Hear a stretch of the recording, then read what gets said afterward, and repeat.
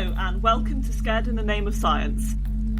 Very excited to announce the start of our journey into researching and investigating the paranormal. Before we start, we felt that it would be important to address some key factors about how we will be conducting ourselves during this project. First and foremost, let us start by saying that one of us is a skeptic and the other is a true believer. Can you guess who is who? But we are both deeply interested in stories, lore, and the mythology surrounding the paranormal. The data we collect and present will be gathered by us and interpreted by us. Please do not in any way take the data we present as evidence for or against the existence of the paranormal. It is simply data that we have collected. Usually when conducting an experiment or investigation, a great effort is made to make sure that all the data generated is true, reproducible, accurate and reliable. This essentially boils down to making sure that the result is consistent, meaning that we are able to get the same result multiple times, that someone else is able to replicate the data following the method that has been outlined, and that the data has been generated within strictly set parameters. Knowing this, we are aware that our findings are not conclusive or accurate. The three main reasons that what we present cannot be taken as 100% accurate are as follows. Number 1, the lack of calibrated equipment. The equipment that we will be using will not be calibrated.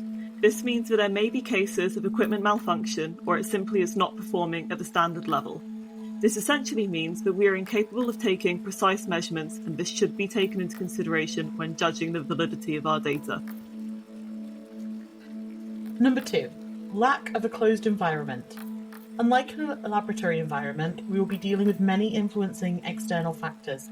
For example, weather conditions and proximity to power lines and other EMF altering locations. There may be influences that we are not even aware of which could impact data. Number 3, human error and machine error.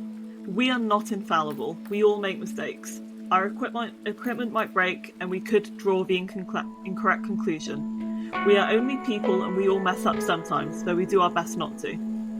Despite these pitfalls, we will be gathering data and presenting it as impartially and as accurately as we were able to.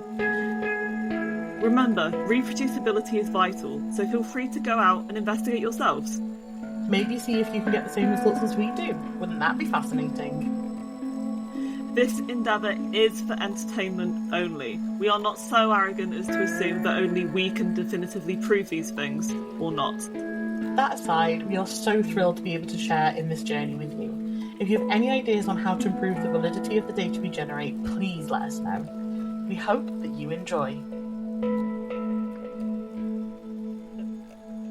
So, welcome to Scared in the Name of Science, Episode 1, Season 1. First go around the block with this. This is, I think, doing the first ever anything is more terrifying than the subject matter we're going to be discussing, to be completely honest. I think once we've got past this first episode, we'll be fine, and then we can focus on the actual spookiness of the stories we're telling.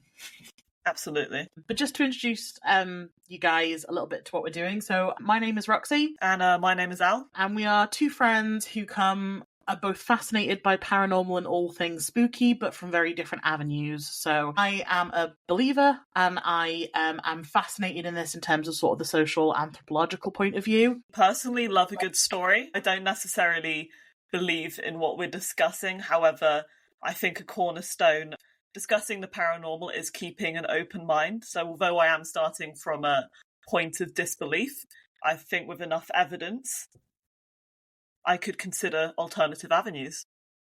Indeed. Al is bringing the science to this, Scared in the Name of Science. Definitely. My background is in science, so I'm going to be trying to apply a more methodical line of reasoning to quite a, I'd say... Loosey-goosey? Yeah, loosey. Do you know what? That is exactly the word I had on the tip of my tongue. Loosey-goosey kind of subject. Yeah. And we are going to be investigating different cases of the paranormal, cryptids, weird and wonderful things that happen in our world. Initially, we are going to start off by just sort of talking through a lot of different cases that we found more local to home for us that we're trying to go for, and also maybe some cultural context around it. And then The plan, I think, is to then go and try and investigate some of these cases ourselves and use some science to see what we can find. Yeah, definitely. That sounds good to me. I'm certainly excited for the investigation portion of our episodes when we get around to it. I agree. I'm very excited for them as well. So I will dive right in.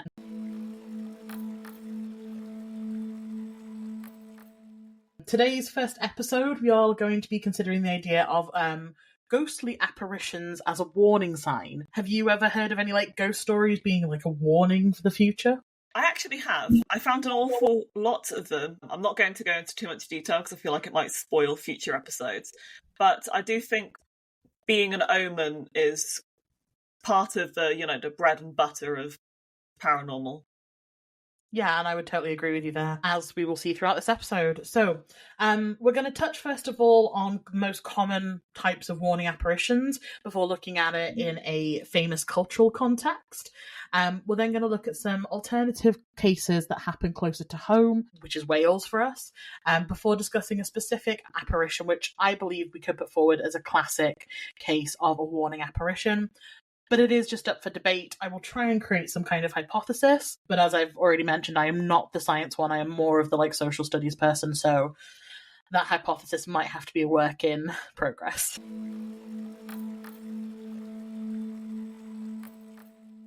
Warning apparitions are probably one of the ghostly things that people know the most out of all of them. Ghost appears, they're warning of something scary to come because they've got goodwill towards us.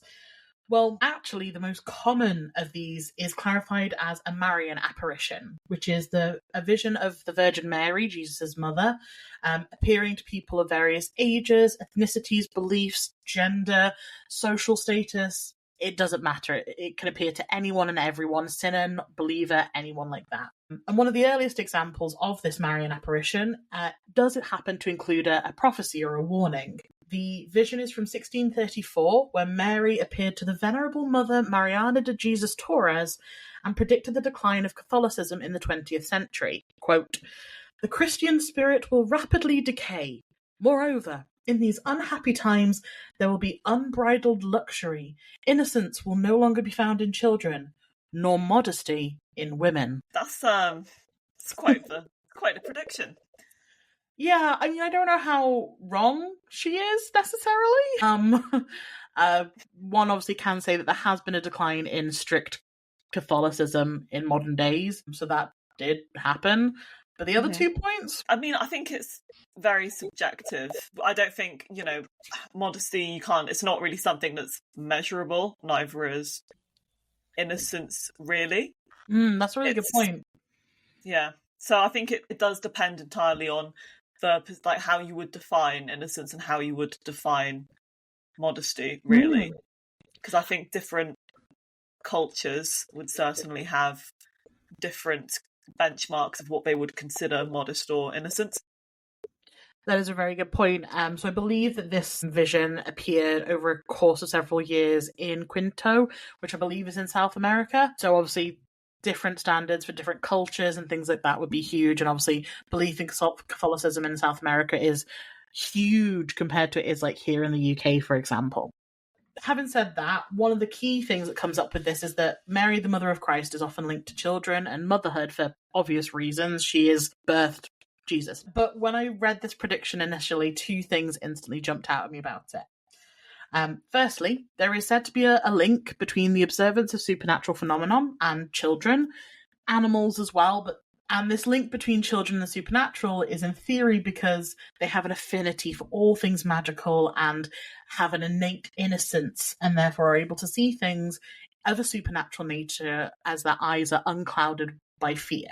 Statistically, 30 to 50% of children have imaginary friends growing up, and more children are able to see ghosts and experience past life regression than any other age range. Whether these imaginary friends are legitimately imaginary or whether there are ghosts is something that could be considered. Obviously, sometimes these imaginary friends have connections with previous lives of the children or previous occupants of the house, potentially.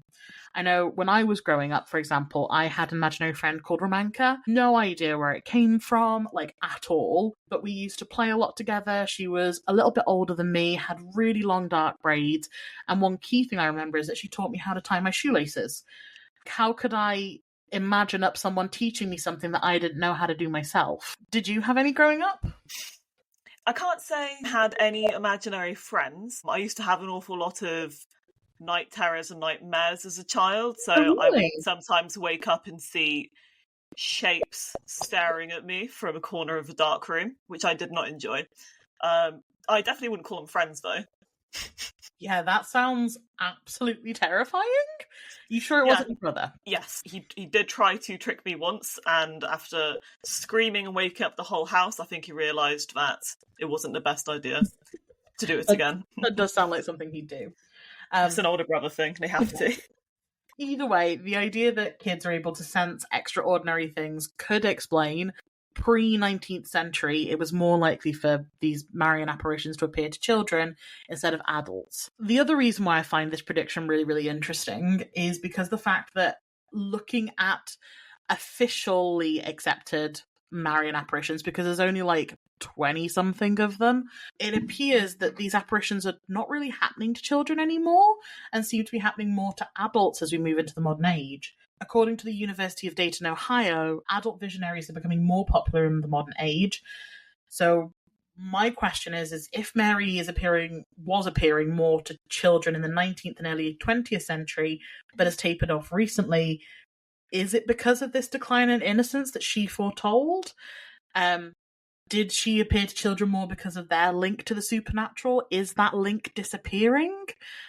I think these are all really important questions to consider, especially with the predictions, with this link with children and the supernatural, and with the fact that children are growing up at a much earlier and faster rate nowadays. Yeah, both of these thoughts could lead to predictions being true or accurate, but I will leave the debate of these questions and the debate on the decline of modesty in women to the comment sections below. You guys can duke it out there. Be nice. Yeah, please.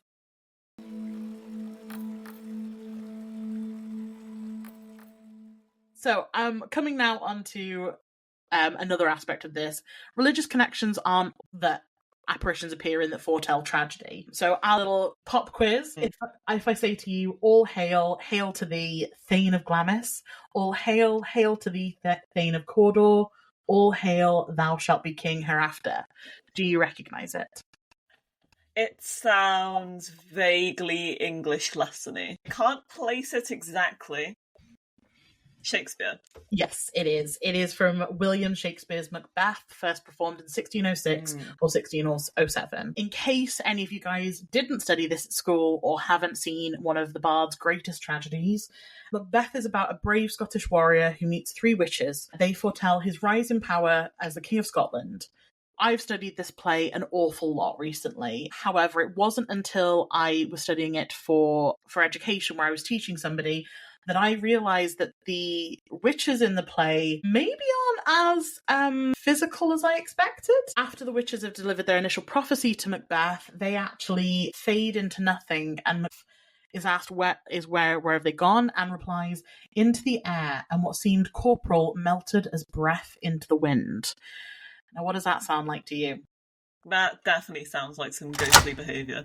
Yeah, a spirit or an apparition, a ghost, whatever you want to call it. But yeah, melting into nothingness after giving you ominous warnings. It sounds like a ghost to me. It definitely does. Yeah, so one of the other things that made me realise this was actually Justin Kurzel's 2015 film with Michael Fassbender in it, where the witches did appear as apparitions during his moments of madness, during the battle with Macduff, appearing and disappearing into the melting mists of that scene. Whether this example lends itself as maybe a precursor to Macbeth's madness, one could say, but I also think it does sort of give itself to the idea that spirits and apparitions can be harbingers of death and disaster, as well as warnings of the future, such as Marian apparitions. So you've got this religious context, you've got this cultural context with Shakespeare, and I think we're going to touch on some actual cases now.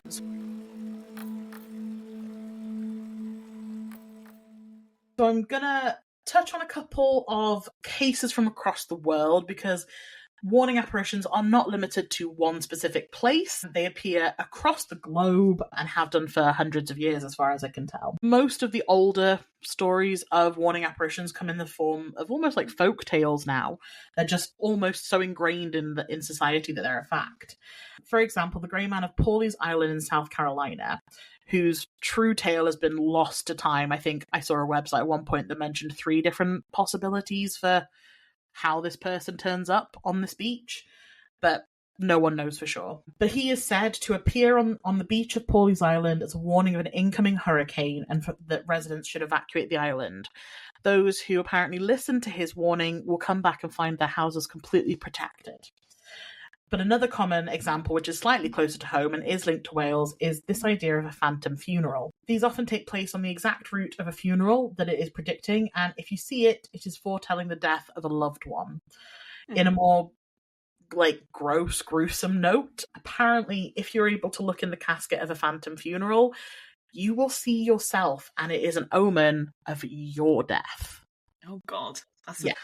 Moral of that story, if you see a random funeral that you have nothing to do with, do not follow them, do not pass go, do not collect $200. Just be like, great, someone's gonna die. Yay. Obviously not yay, but yeah. So looking at these general examples so far, the Marian apparitions, Pawleys Island, and the phantom funerals, I want to kind of hypothesize a couple of different rules for a warning apparition, if you'll allow. Mm-hmm. So 1, it appears or fades into nothing. I think that is a fair general rule because they do seem to come out of nowhere or disappear into nowhere and everyone is like, what's going on? Mm-hmm. The sighting of the apparition is made in a location which is going to be close to the warning is predicting.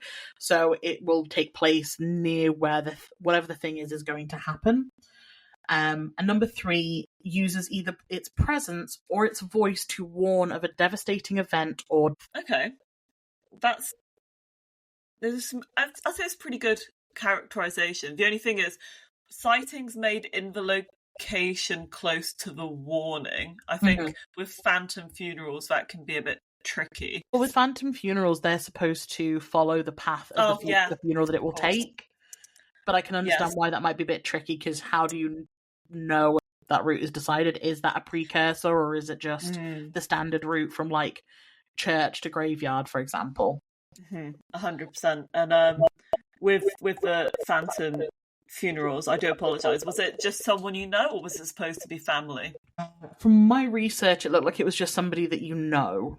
Okay, because I was thinking if it's to do with familial ties, that can be a bit tricky in the modern age where everyone's quite scattered. Well, that is a good point. But no, I think those are some quite good, categories not so categories, but guidelines. It's a working hypothesis. We can always update it as we go. Yeah, absolutely.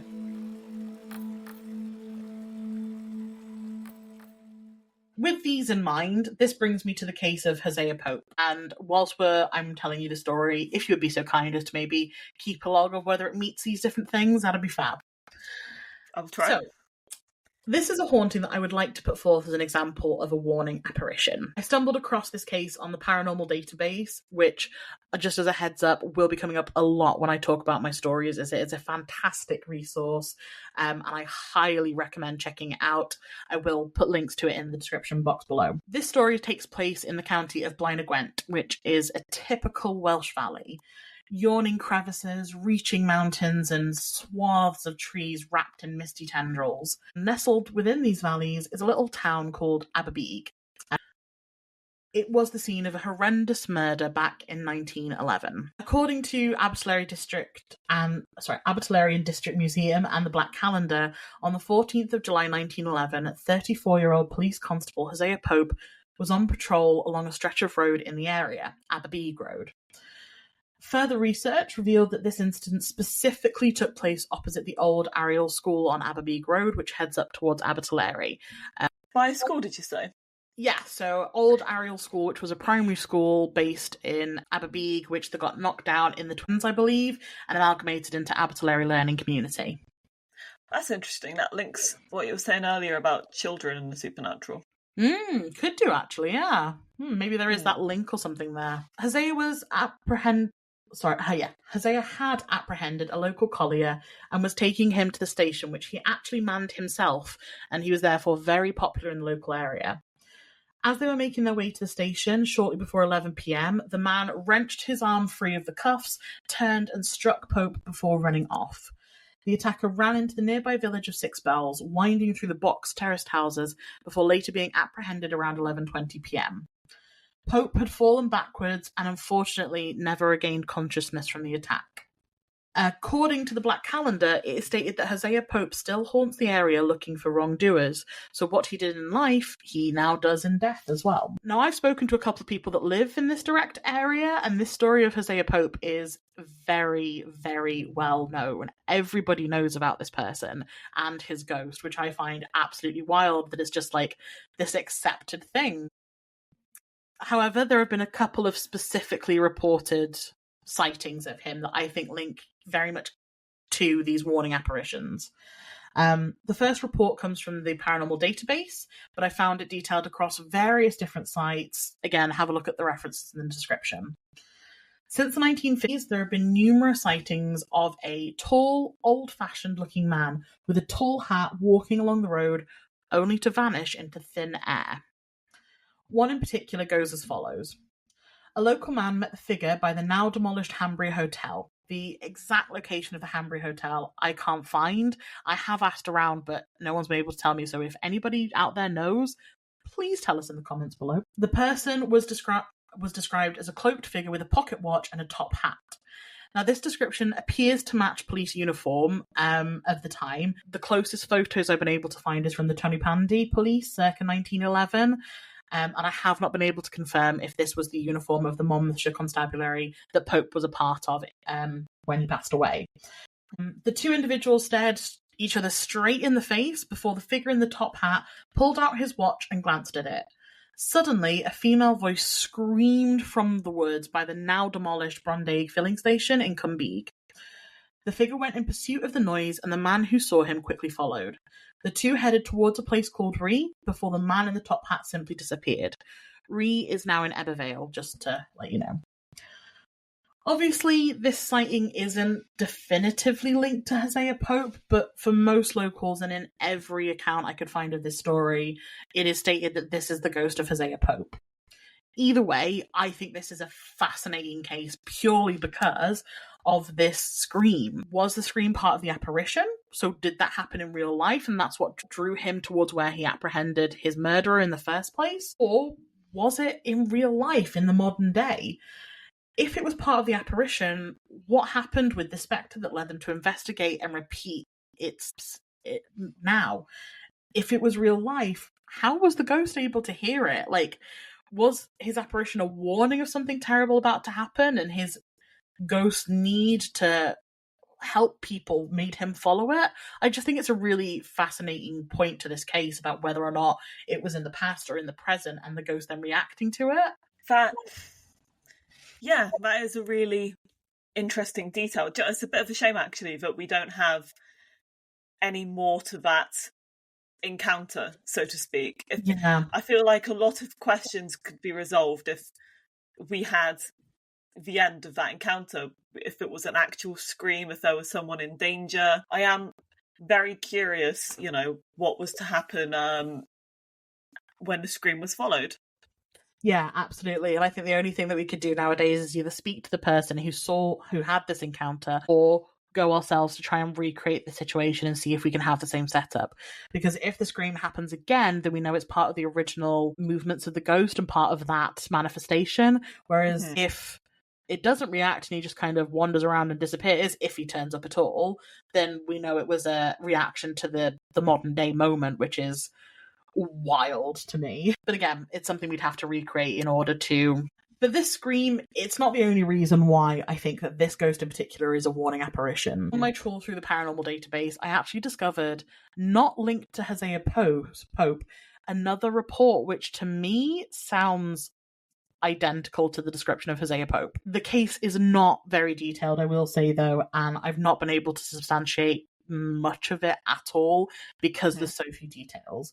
but I do think it is worth a mention. So, a woman was walking along the riverbank in Aberbeeg when she encountered a man stood on a bridge in a cape and a tall hat. Note the similarities of dress to the earlier apparition. She turned to get a better look at the figure, but when she did, he had vanished.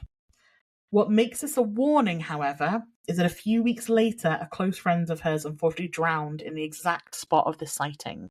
It doesn't state which bridge it is, and there is like 2 massive rivers that come together in Aberbeeg with lots of bridges that go over them, and I haven't been able to figure out which bridge it is. My theory is it's the old Pack Horse Bridge, but again, I can't confirm that. I did try and see if I could find any evidence of the drowning, but again, I haven't been able to find anything about it at all, so it's completely unconfirmed, unverified. So if you know anything or can verify this, please reach out.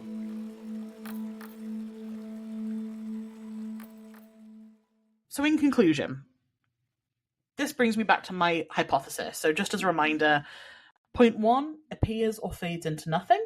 Point 2, sighting made in a location close to the warning. 3, uses either presence or voice to warn of a devastating event or death. What are your thoughts? Yeah, I think that in this instance, the guidelines that you set out definitely does kind of encapsulate this particular encounter. It would be interesting if more encounters kind of with other apparitions fit these criteria also. I think it's one of those things where further research and investigation is kind of needed to hammer out the details, so to speak. But I think in this instance, the criteria you have set out does match the story. No, I completely agree. And I think the main way we could sort of evidence this is about that scream. If the scream was in real life, then number 2 is ticked off. If it was in the past one, though, it probably could be very, very hit or miss. And the fact that the second case is completely unverified, it means it's very up in the air. I'd be really interesting to know to our audience what you guys think. Is the ghost of Hosea Pope a warning apparition? But that is the end of my little story there.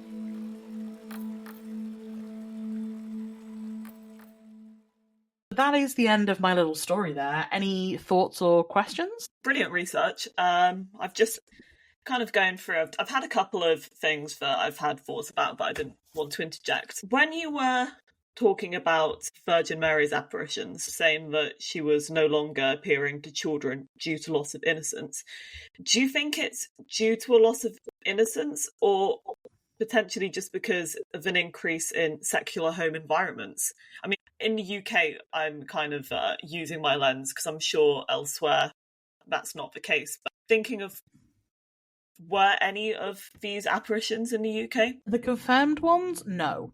But again, there is very, very strict criteria by the Catholic Church as to what is confirmed as an agreed Marian apparition. There are some that are like kind of Marian apparitions, but they haven't been 100% confirmed.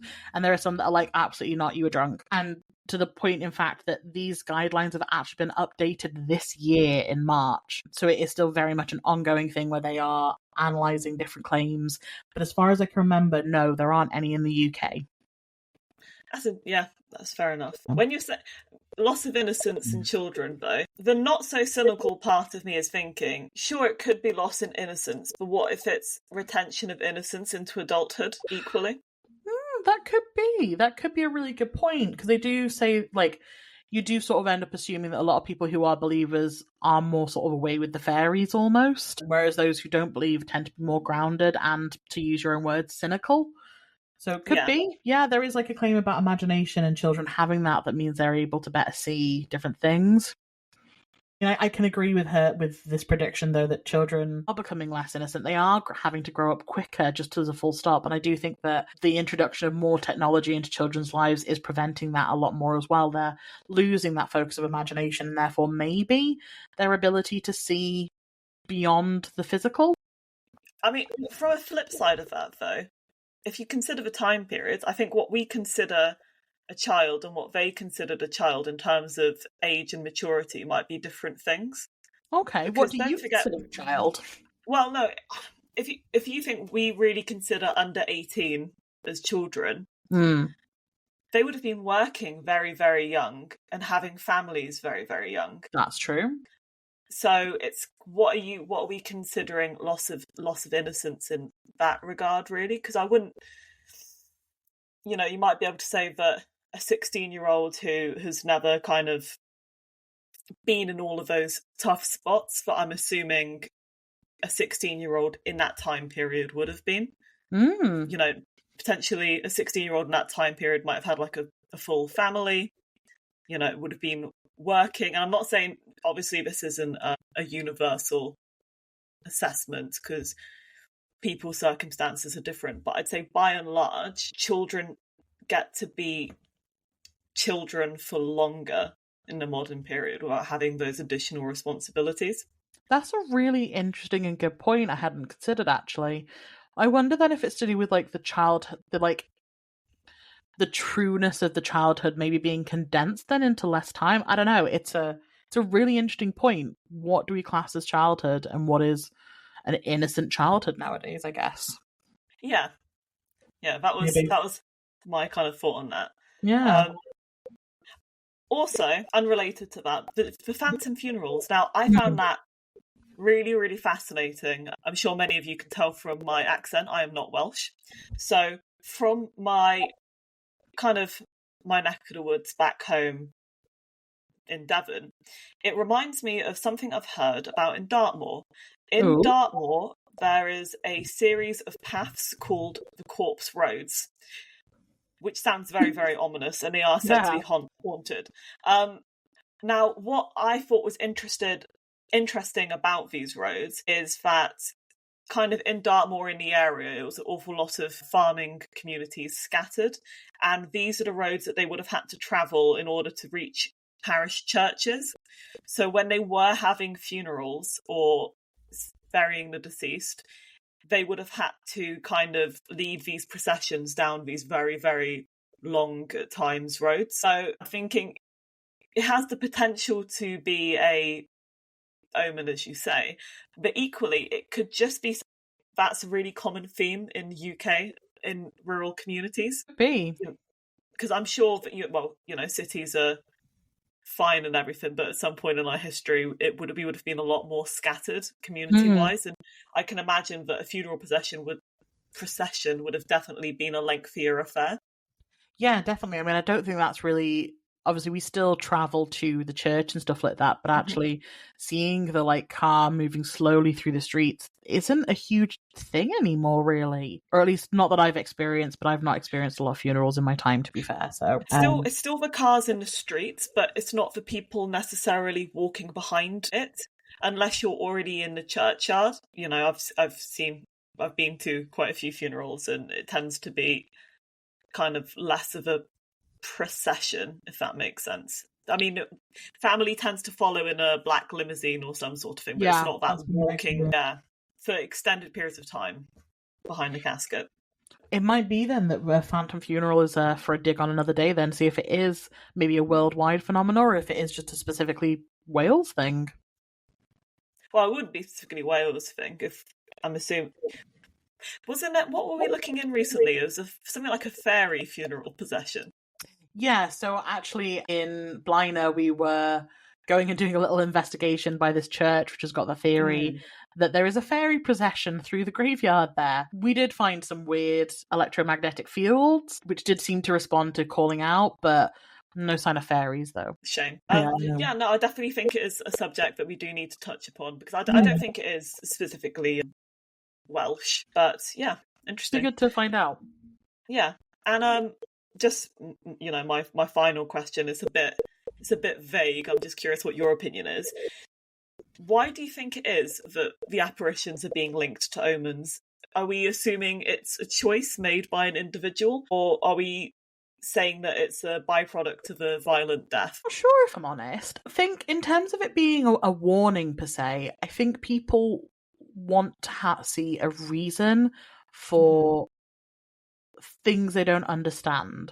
So something appearing out of nowhere that they don't understand and shouldn't be there, giving them like a warning about something bad to happen, explains it psychologically and gives people a reason to go, okay, they only came back for that one instance just to explain this to me. I think it also links to this idea of the afterlife. You get a lot of knowledge and a lot of hindsight about what was to come. So I think it's all tied up with that belief in the afterlife and what that looks like on the other side. It could be linked to violent death, but I don't necessarily think that the warning apparitions are.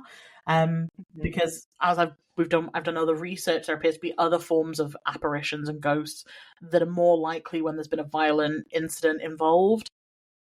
Whereas with like Hosea Pope, he seems to be reacting to stuff happening in the real life, like the scream, for example. That isn't necessarily a thing of a violent death. Often they're more likely to replay their violent last moments. He doesn't seem to be doing that. He seems to be more focused on protecting his community. So that's my thought, is that it's more of a warning apparition comes about because, yeah, we want a way to explain why these things come back. Yeah. Interesting. But I could be wrong.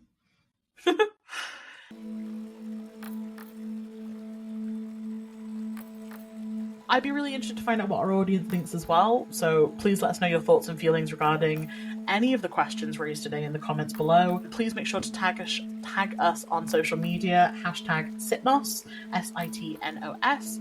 We are active on Instagram with any videos or things that you might think might be of interest to us. If you've got any cases you want us to discuss or bring up that are linked to this, please let us know.